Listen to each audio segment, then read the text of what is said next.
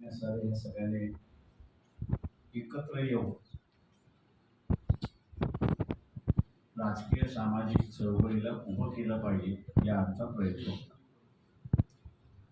पहिली बैठक ही असताना नागपूरला झाली आणि नागपूरच्या बैठकीमध्ये निश्चित झालं की आपण असताना यापुढं एकत्रित वाटचाल त्या ठिकाणी केली पाहिजे.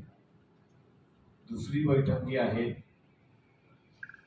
ती दुसरी बैठक नाशिकला झाली आणि त्या नाशिकच्या बैठकीमध्ये ज्याला आपल्याला म्हणता येईल की कन्सॉलिडेशन झालं आणि तिसरी बैठक आपण मुंबईला घ्यायची आणि मुंबईच्या याच्यामध्ये आपण असणारा कार्यक्रम जाहीर करायचा अशा रीतीने परिस्थिती त्या ठिकाणी ठरली. आदिवासींचे असणारे ज्याला आपल्याला म्हणता येईल काही विशेष प्रश्न आहेत की जे इतरांना